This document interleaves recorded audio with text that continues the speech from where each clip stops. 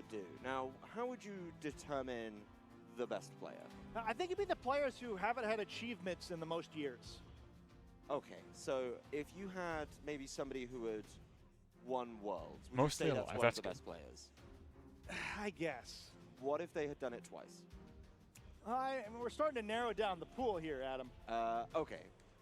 What if I just said we're going to have Ray and Aaron sit down and do a little lunch break caster match? Would that be acceptable? I think it'd be a lot of fun. I think we should probably do that.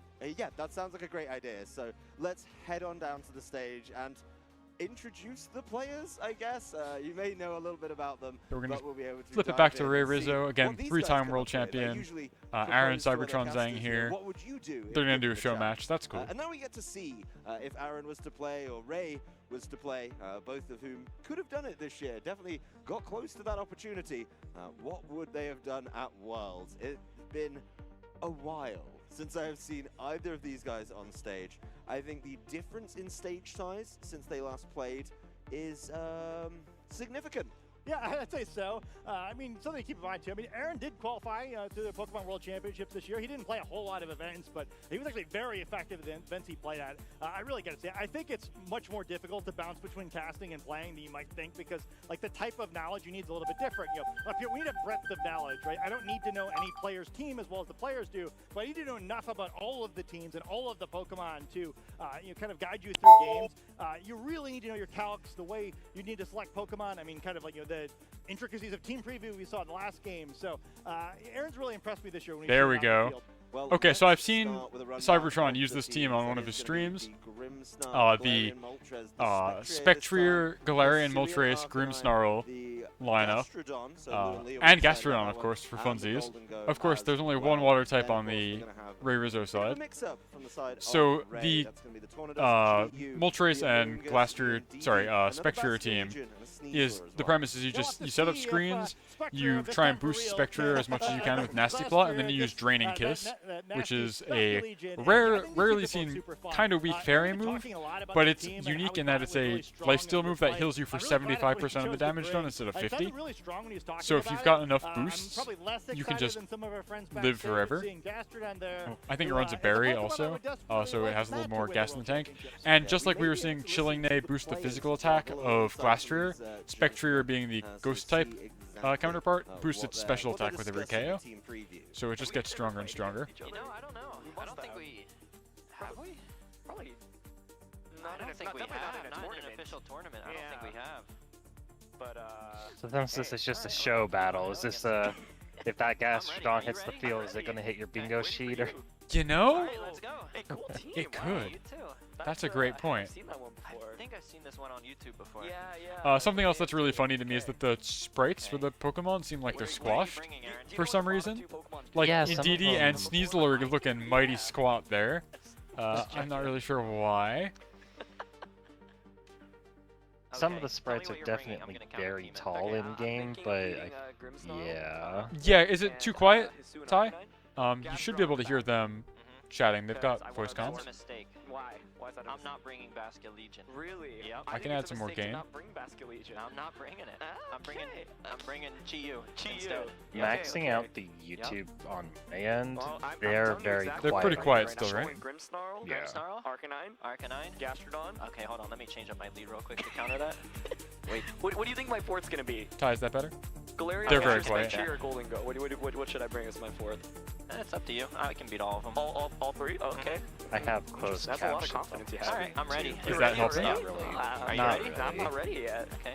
I think during like very loud, Need me to help? audible, weird I commentary in. earlier, Okay, I'm locking in too. misheard someone saying, Look, I don't know what it's your word, first but it time said playing pregnant on on the the Switch, right? thing. Interesting. Good luck. You'll need it. Also, I don't think that's happening at Worlds. Have fun. I'm not wishing Unlikely, you any but luck, you right? never know. Okay. Also, I don't need Ty, luck what's to up? beat you. Just wait till you see my lead. You'll never see it. You're never gonna see my lead coming either. You're never gonna see it coming. You think they're gonna accidentally have hot mics? No way. Because of I this? told you, Grimmsnarl and Hisuian and Arcanine. I wouldn't lie to you, right? I know, I believed it. That's why I double checked, make sure I have close combat on Sneasler. Do you have it? But I got something else. Okay, so Sneasler is going to use Psychic Seed here to instantly Let's trigger get into the its game. ability, I think which that's doubles its plenty speed when it from loses its hull Ray item. and Aaron. Some And now it's just going to go fighting crazy. talk, maybe is the the plan. folly of youth from Aaron in that one, and pretty much being nice and honest when it comes Gastrodon's to so the close lead. to It is hitting going the to be field. It's never been closer. Hisuian Arcanine and the Grimmsnarl up against the Sneasler and the Indeedee as well. So we're going to set up Yeah, I screens. mean, the music here kind of make me think. Yeah, there's a time where Rizzo basically had his own theme song, and yeah, I might be a little bit more intimidated by Aaron. But I'm excited for to like and subscribe to this battle as the two of them show off what they've learned through all the battles that they've had on the ranked battles. Yeah, this is going to be an interesting one. Being able to see if Aaron and his road to ranked is going to be stopped by the side of Ray Rizzo. Road to Ranked being the quietly YouTube series that in Aaron the Cybertron pre-game puts out chat. very I think it's regularly fair where he to plays say, rental teams being and able goes over to the get team building the concepts job behind them done with the and how you're counter supposed to use lead. them. There's going to be the switch Very, up very between good Arcanine informative leaving the content field. that I Immediately consume the very Hisuian regularly. Arcanine, something that's a little bit different. All right, as Spectrier. Spectrier comes to the fore. It is the follow-up helping hand on to the Sneasler. Let's see how that targeting goes. As Reflect There's goes no way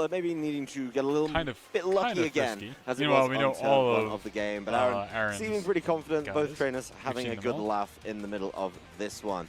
We're able to see who can prevail. This is a longer game. I mean, I don't know if we're going to be able to jam in the full set in this one if Ray keeps playing at this decidedly 2010 pace. Yeah, it's you know, things were a little bit slower back then. But it's okay. You know, maybe he'll ramp up. He's just waiting for the free switch, and we see the close combat finally. He really does have it. He definitely does, but it's not able to threaten the knockout that Reflect from earlier helping out. The defenses are dropped. Sneezer definitely not minding that because any attack is going to get knocked out with the Rocky helmet damage as well. There's the follow-up psychic, still not enough. Special defense is down. Aaron seems to be pretty jovial about the fact that Ray is really targeting down that Gastrodon and is not able to get the job done. It is finally taken out by the side of the Grimmsnarl. There's Earth Power into the Indeedee. Not so worried about that as the weirdness disappears from the battlefield, so no more psychic terrain in this one.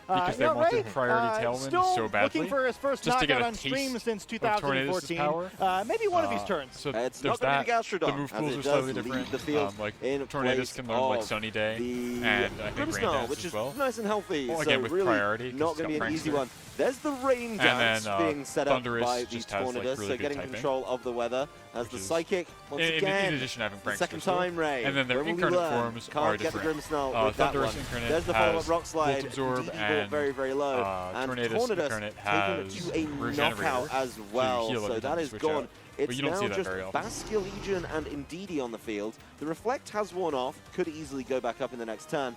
But it's all about the Baskia Legion. That's what I was talking about earlier with like the spectator system randomly being tied to the save data instead of the Nintendo Yeah, I mean, the crit mattered, but I mean, Ray Ray not so much looking like the final boss of the Players' Cup any longer. No, Aaron looking to take him down. Was he trying to swap into English? I thought he was trying to swap out of English for the tournament, but that doesn't really matter.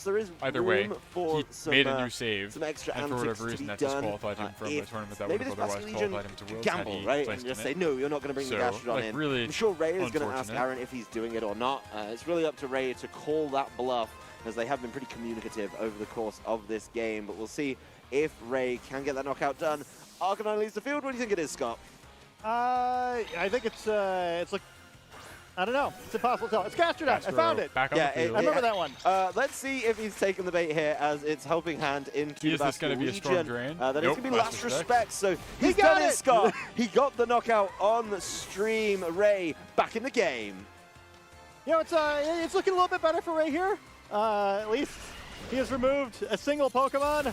Another one going down on his side. So, you know, I think it's just right where he wants him with this Baskia Legion, his key Pokemon facing down an entire team. I may have been hasty when I used the term back in the game. I may have jumped the gun on that one a little bit. No, that's kind of what I figured. Let's stand by it, right? Ray just needs to knock out a Pokemon every single turn without taking much damage in response. And he's got the I can't wait to listen to the VOD and hear how out of whack all of the the VOD of my own stream here and hear how out of whack all the audio is. But hopefully I'll have that ironed out for tomorrow in finals.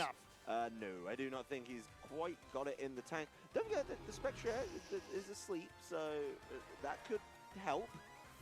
But we'll see how much this Baskia Legion can get done. I spent so many many like it should still be out here, right? Right, it didn't deserve to go down like that. Lou and Lee in shambles somewhere backstage, upset with Ray. We invite him on as a guest, and this is what he does. But the last respects into the switch-in from the Spectrier. Can Baskia Legion do it?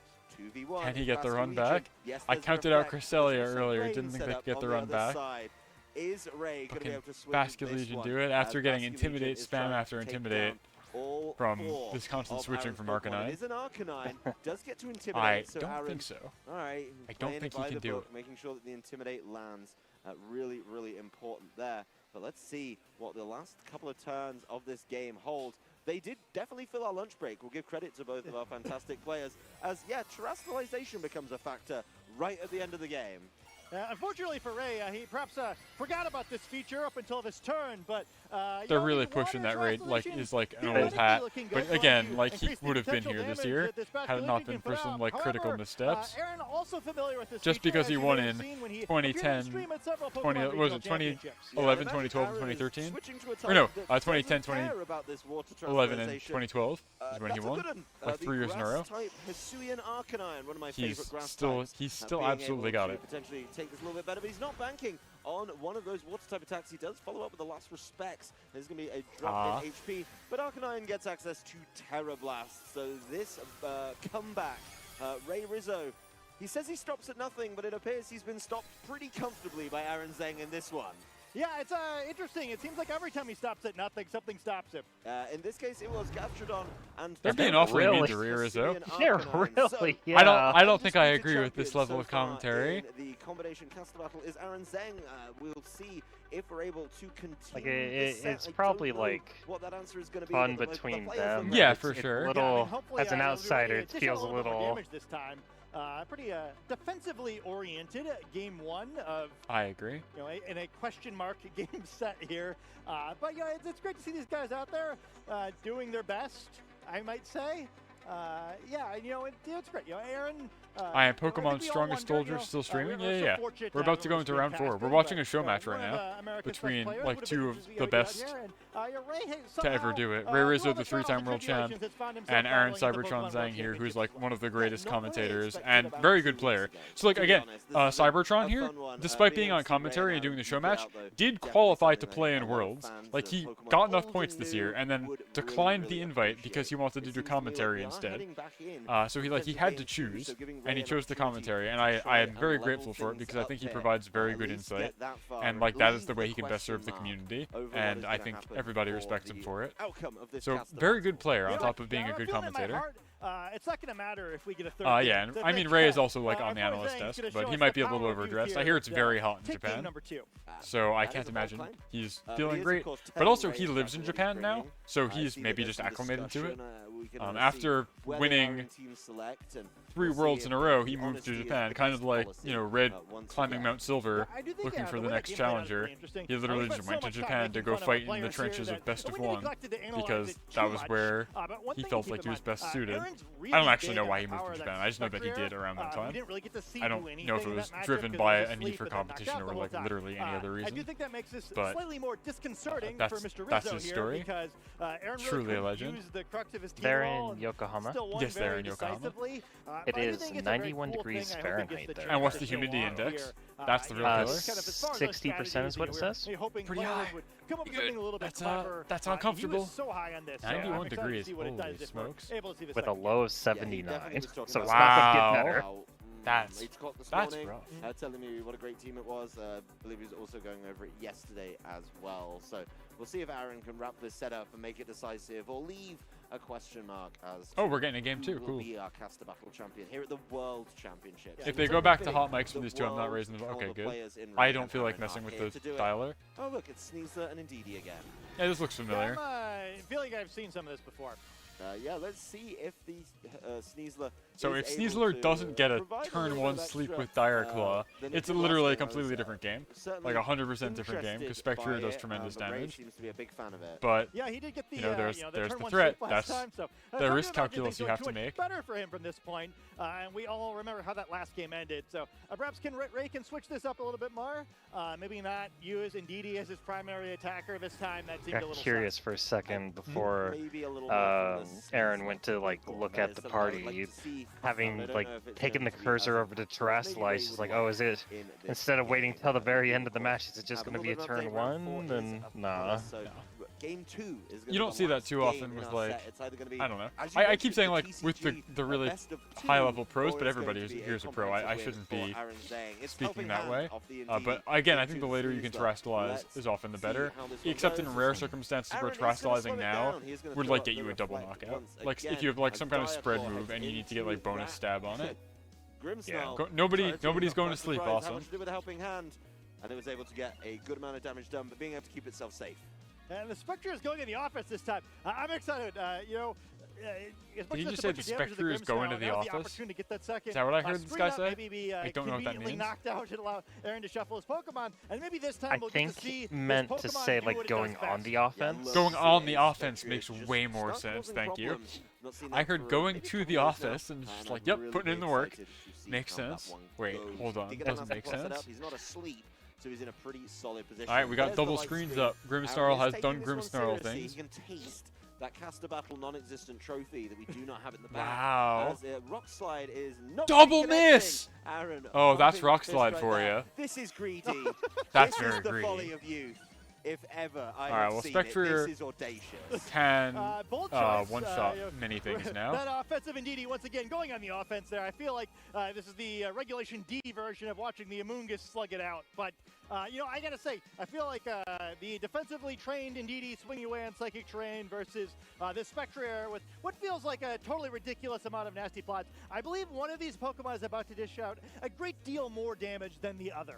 Let's see how much damage it is. Hopefully Aaron has decided to lock in for that attack. Also, I believe this Pokemon normally uses Draining Kiss, which is really going to limit the effectiveness of this chip damage. Yes, that is going to cause a lot of problems, and it is being able to do a lot. I do think 2 nasty plots is too many. I think thou shalt count to 1. 2 is absolutely ridiculous. That is going to be the Grimmsnarl. It's done its job. It's set up Reflect and Light Screen. So it's time to leave. On the field. I don't know if I count it. Are we going to sleep? Poison. That's actually really good because, again, by having a status effect, you can't have another one. So it means you cannot be put to sleep later. And you can heal off that poison damage no problem with Draining Kiss. So it's like the best possible outcome if it's going to have to status you, just getting poisoned. That's funny. Draining Kiss, even though it's a special move, is still a contact move that's very funny. So, procs Rocky Helmet, you smoosh the homie on the forehead and take massive damage. It's going back and forth here. I think we're going to pretty much end up the turn right where we started, but Gastrodon's out in the field now, going to threaten some damage, potentially on, I'd assume on this Sneasler, although I'm not sure how much Aaron really cares. Sneasler's kind of just hanging out here. The damage on the Indeedee perhaps more relevant. And Aaron's sort of in an awkward spot. Like, the point of this is you get the fairy-type terrestrialization, you start draining kiss things, you do a ton of damage, you heal a ton. Can't really do that in front of a poison-type Pokemon, so a Gastrodon here actually has a very critical role on this team to eliminate that Sneasler. Perhaps we'll be able to do that and allow Aaron to... No way. Rock Slide missing again? Okay. Hits on Gastro. Wow. That's not the premium target. There's the Draining Kiss. There's the Indeedee being knocked out. And we're going to get Chilling, or Grimnay, so another level of special attack at +5 now on Spectrier. We are one stage away from having 4 times special attack. Pretty despicably low state. Grimnay now means that it is a monstrous special attack. But it's okay, Gastrodon flinched. I do remember from Mary's era of playing that Rock Slide is the best move in the game. It seemed mostly so far for the Rock best Slide move is like the quintessential VGC move in that it has less than perfect accuracy, hits both opponents, and has a very game-winning secondary effect that sometimes procs. It's like the great equalizer. It's, you win games and you lose games by Rock Slide. It's always been so I think it's still in a pretty good position. Big list. It looks like Zane's messing around here. We got a Yawn locked in, we got a Kiss locked in. Maybe not taking this caster battle seriously enough, making love not war. We have definitely taken it seriously. Interesting commentary coming out here. Aaron and Ray, who are quite clearly goofing around, to use a technical term. There is the Rain Dance being set up, so for a little bit of analysis, he's probably setting up the Basket Legion in the back. And then, of course, Draining Kiss brings the Spectrier back to full health. It is going to get caught with the poison damage, but that's just a lot of damage. That is absolutely ridiculous. Yeah, hopefully Ray remembers from his day as a player that things have changed a little bit. No longer see that Scald from Gastrodon, so a little bit safer to set up that Rain Dance than before. But, man, that's a lot of damage going the other way. The poison on Spectrier going to at least cause it to not finish this turn at full health. But, while both players may be goofing around, Aaron is certainly horsing around, and the Spectrier is once again looking healthy with its 5 levels of boosted special attack. Not getting those knockouts, though. I want to see some knockouts. I want to see a little bit more. Not again! I don't want to see this! As this Rock Slide once again missing one of its targets. This time it does get the Spectrier. It doesn't flinch. Draining Kiss going to sweep now. He's so strong. He's now at +6. So that is now being taken out. Once again, Spectrier is back to full health. No shock there. And let's see what this Gastrodon is able to do. It was, I think, targeting down the Tornadus. By the way, that's full special attack on the Spectrier. That is a little bit preposterous. And a Yawn. As there's the Yawn onto the Sneasler, being able to buy time to put it to sleep and Earth Power it safely. Yeah, I have bad news for this Sneasler. I'm not sure how it's going to get off the field to shut this Yawn. The answer is it's not. That is a big problem. And another problem for Ray has arisen. He is now forced into a Basket Legion, which can't use its water type attacks. Yeah, this all seems bad. Certainly a Protect here would put Spectre in a great case. Though perhaps Zhang will confidently just work through this one anyway. And, I think I see the problem. It was Roshan who sent this Pokemon out. Ray borrowing his game card here as he's left his own Switch back in Tokyo. And, I think it's probably the trainer that's the problem. That is. He did not need to take that stray. That is absolutely unacceptable. We'll see if Aaron is going to play this one by the book or show off a little bit more of his skill set, that deep wealth of knowledge that he's kept clearly much more up to date than Ray Rizzo in this one. They're so mean to Ray. I don't understand. He's been resting on his laurels. Once again, we've gone through the bulk of this game, and we're just waiting. I don't know. I don't want to speculate why they're being like this. It does seem like it's very one-sided. Yes, you're boosting your water type attacks, but you can't use them right now because Gastrodon is sat on the field. There's going to be the Protect from the Spectre, maybe waiting for some sleep to come through, making sure it keeps itself safe from the Sneasler, as the Rock Slide, once again, trying to shut Aaron out of the game. We know what Aaron's like when it comes to secondary effects on moves, and he's not getting hit. This has been audacious. The last respects into the protecting side of the Spectre. And yeah, it's going to be a yawn. Aaron could switch out the Spectre to keep it safe, but you'd lose all the boosts. Yeah, I mean, he probably doesn't need to now, right? You just go for the, I guess, yeah, just go for the fairy-type terrestrialization, perhaps. Yeah. Just absolutely obliterate this poor Basculegion, and yeah, it might not just be Gastrodon that's yawning. I'd say this game has been a bit of a yawn, not looking so good for Ray here. Perhaps, just taking it easy on Aaron, knowing that, not being able to compete in the World Championship, this is a big moment for Aaron. Perhaps being cursed by Roshan's game card, unwilling to knock out the Gastrodon. And yeah, you mentioned before, you didn't want to see all these misses, but it seems like the Sneasler hasn't been able to see much at all. Well, that is going to be the last respect, so all of those boosts. Anybody's game now, I suppose. Onto the side of knocked out the orbital strike cannon. Legion. That said, it is going to be a Earth Power into the Sneasler, not enough to threaten that knockout, only doing about half of its health.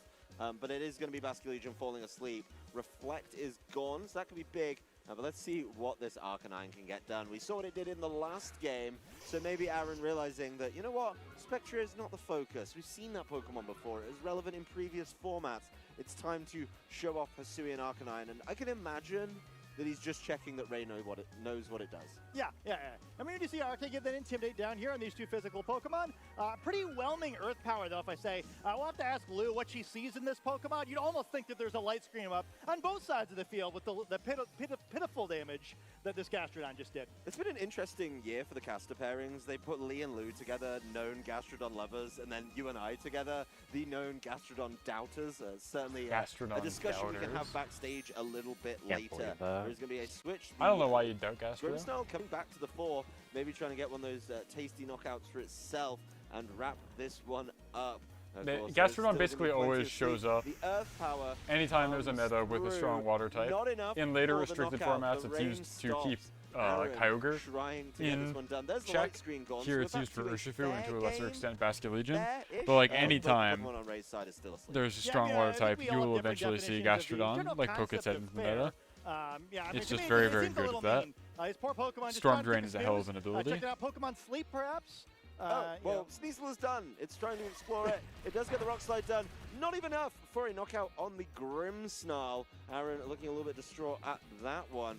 So we're waiting to see if the Sneasel will go down. A third Earth Power, as many as 3 needed to be able to get that one done. There is going to be the Basculegion. That is the only option for Ray. And once it's just very interesting as well to be a Gastrodon doubter when you're at the event where the joke is, hey, here's the third Gastrodon. I mean, it's a joke for me. I don't think that's actually like anybody else thinks it's a well, anybody on the official side thinks it's a joke. They're just like, yeah, more Cherish Ball Gastrodons. I don't know. But yeah. Well, yeah, sorry, when I say joke, I just mean more so it's like clearly Gastrodon is good. Like, yeah. I'm not sure what there is to doubt. No, Gastrodon always shows up when things get but Ray too like wet. He's got a chance in it's just this like, one. now's my time to shine. Be a couple of intimidates it's on the been like that for doesn't ages. Matter when you just start firing off critical hits. Ray fishing for another one of those. I think asking for one at this point, getting Aaron's permission to see if he can get it. But Aaron wants to take the unofficial, non-existent Caster Battle Worlds trophy home with him. He has got a little bit further to take it. Hopefully he's got room in the luggage for it. As Arcanine fires off the extreme speed, it's not enough. He's giving it over to Grimmsnarl to do the work. Aaron definitely throwing this. The side of this Arcanine. Oh wait, not that enough. Well, didn't the knockout do. Needed to go a little bit more, but the Basculegion. How did that not one shot? With the Life Orb. Is it Grimmsnarl to close this one up? It most How did certainly Aquajet is. not one Ray shot? Rizzo I guess he's extends just the hand, heavily and attack reduced through Intimidate. Not enough to take down the Probably, yeah. I mean, Arcanine is double weak to water because it's a rock fire. Water type move I was expecting to see there. That's maybe interesting. Teach Ray about the priority tiers in the back, but excellent game there. Thanks to both of our. Did it? I don't know. Maybe I wasn't paying close enough attention. I thought it had Flare Blitz, Rock Slide, Extreme Speed, Terra Blast. So I don't think it had Burn Up. And that was a lot of fun, right? I feel bad for some of the I think it just had those 4 moves. Decisions that were made. And used Extreme Speed, which did some nice damage. And Aaron just giving him exactly what he needed. Yeah, it didn't Terra. Aaron expecting a little bit more out of Ray, right? I think maybe he was expecting Aaron to bluff, but Aaron just followed the game. Even if it did, it would still be Rock so type, right? It would still be super effective, which it was. On that one, but I'm not super worried. I think it was just lots of Intimidate. Trainers. I think there's still Both fantastic guys. I'm excited to talk to them more. Maybe we'll get a little opportunity to chat with them later and see how things went. We do have the replay as they lock eyes before this one. There's the Diaclaw. Got off to a great start for Ray, right? Being able to land that sleep onto the Spectre. Was he able to capitalize on it? Aaron enjoyed that one, surprisingly. Aaron's just happy to be here, you know. He's a man who loves the spotlight. He's got his moment on the stage, and he's going to make the most of it. Yeah, he's having a good time. Aaron feeling confident, just laughing along with Ray, a player who he's played with for over a decade now. There was that monstrous Terror Blast to seal up game number 1 as Arcanine, you know, definitely showing why it's a grass type and what it can do in response. This was the story of game number 2, though. Maybe things would have gone differently if Ray was actually able to hit Rock Slides. Yeah. With this Sneasler, he missed neither Rock Slide hit both targets. Yeah, that was pretty disappointing. I do think it's interesting to see what Team Aaron brought here, though, because he'd been using this Spectre team on a Road to Ranked video I was watching recently. He was like, you know, this is pretty legit. And like watching him have this dawning realization that this is a very formidable team, because he plays a new team constantly, right? He's constantly going through rental teams, going over how they're built and things like that. He sees so much going through the meta. And then this one he was like, you know, this is the real deal. So I wonder if this is what he was going to bring to Worlds if he chose to compete instead of be a commentator. Like if this was actually his Worlds team. I'm sure you all would have preferred to watch us sit up here talking about, gee, you know, who knows what. But, you know, we thought the match might be a little bit more fun. Yeah, we managed to get some great gameplay from both of our trainers, and we'll have to knock up a bit of a trophy for Aaron. So he's at least got something to remember this moment by. That said, lunch break is over. Round 4 is about to be on us. So we're going to take a really quick break and then dive right back in for the Pokemon World Another Championships quick here break. in Yokohama. But hey, round 4. Almost halfway through the day. Why are they? Huh? I just heard the like Ray giving the vibe of a 50-year-old quarterback getting back into the like. I don't know. I don't want to speculate again because like it is by the good graces of the Pokemon Company that I'm allowed to rebroadcast this at all. So I don't want to like speculate on any inner politics. But I know Ray was dissatisfied, to say the least, with the fact that he was disqualified from that tournament due to resetting his save file. He felt like it was not properly communicated to him that that would be a potential consequence of doing that, because most other things are account-based rather than tied to your save. So like, I don't know. Maybe they're like, I'm not going to speculate. Regardless of any events that happened prior or even potentially during this event, I hope that he is having fun. I would hope so too. Again, he's a triple world champion. Like nobody's even won twice other than him. So I have to imagine you feel pretty good about yourself for at least a little while longer. Even if the game was, you know, smaller and very different back then, I have to imagine the fact that you were able to take it 3 years back to back just makes you feel good about yourself. But I'm not him. I don't know. I don't have the same hunger as these top players, so I'll never really know how they feel. I don't have the competitive drive that makes me want to be better and better and better no matter what, and that's why I'm not at Worlds. So I really don't know. Internationals, is that what's the difference between that and World? So there are multiple tiers of tournament, right? You've got your premier challenges, which are what sanctioned locals are, and you get like a handful of points for those if you place well. You have regionals, which are the big ones, which have like hundreds of players, and there are a bunch of those throughout the year. Then there are a couple internationals, which are big old events that offer way more points and typically have the most players. And those are like the really high ticket ones to win. And then there's Worlds. And so all of these offer a different number of points qualifying you towards getting to Worlds, right? So that's pretty much the difference. I don't really know what the difference in terms of scope is between internationals and regionals. Some of the regionals we had this year were huge. Like hundreds of, oh sorry, like obviously hundreds, like 700 players at a regional. So it's bigger than ever for sure. I don't really know how internationals are bigger than that. But this is also my first year of really paying attention to the legit circuit, not just knowing what the rule set is. So International might cover like where I said North America, it might cover like all the countries in a continent. Yes. Well, I mean, you can always compete in a regional if you're able to get to it. Like, we had like you know, the Knoxville regional or whatever. If you wanted to come in from Canada, you could. We definitely had plenty of European competitors.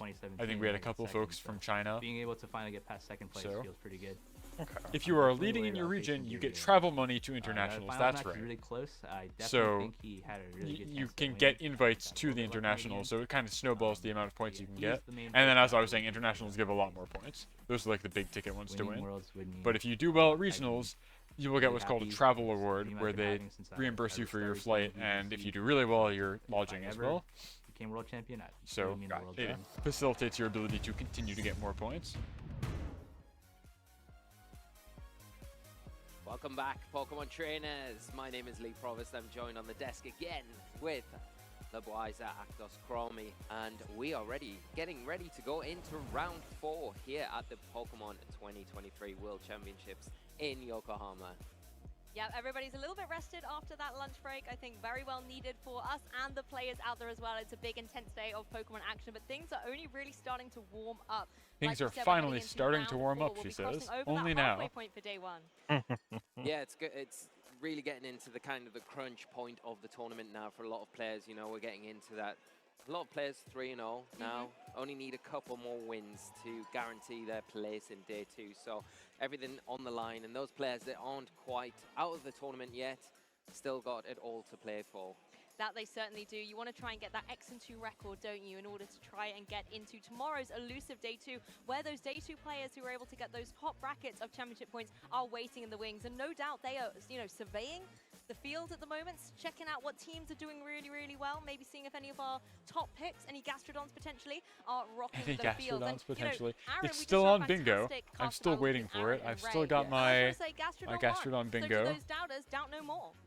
I haven't seen any like mouse hold or anything, so I don't have high faith that I'll actually complete this bingo, but we'll see. What a treat to watch. What a great match though between. We almost had a Ray, mirror you know, match, it's but it was one Pokemon see, different. You know, so the legends of the VGC scene kind of have a little bit of a fun playoff and like. And nobody's mentioned jet lag either. Everybody's on their best behavior. Exactly. It's not every day you get to be able to witness Ray Rizzo and is it like bad manners to mention jet lag? You know, no, I don't think so. We did get to have a little bit of a chat with as him. Denchi was saying when he was in here earlier, it's like, oh, is that cope? Like, it feels complainy to be like, oh, I'm so jet lagged.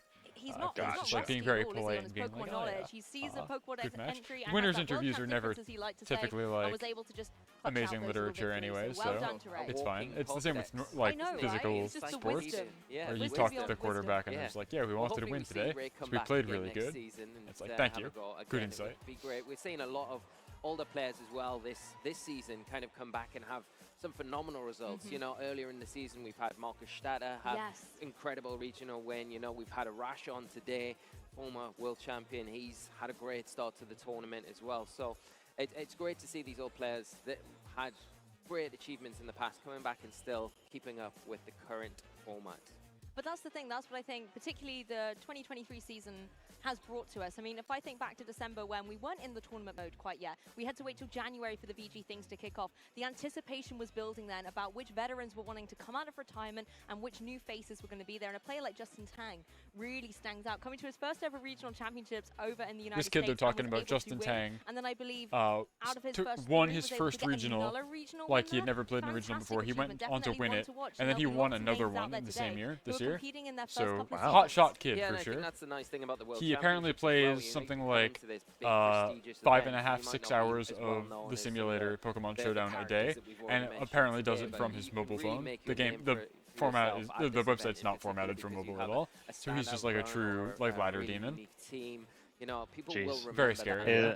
Formidable. When you're saying kid, are you using like the actual definition? Like, I mean, he's younger than me, but like I'm looking forward to many people are. So, yeah, but he's in Masters, brain. so.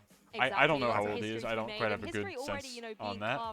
Let's take a closer look at what the round I wasn't sure if they were like suddenly talking like about a juniors division. No. Sorry. No. Everybody we've been talking about today is international champion versus. He's a college student, right? So he's still decently young. He's like early 20s. That's the sense I got, but I don't really know how to judge people. He doesn't have facial hair, so you know that helps. Makes him look younger. Got some other matches just to keep an eye on. But I think he's actually like a legit pretty young kid.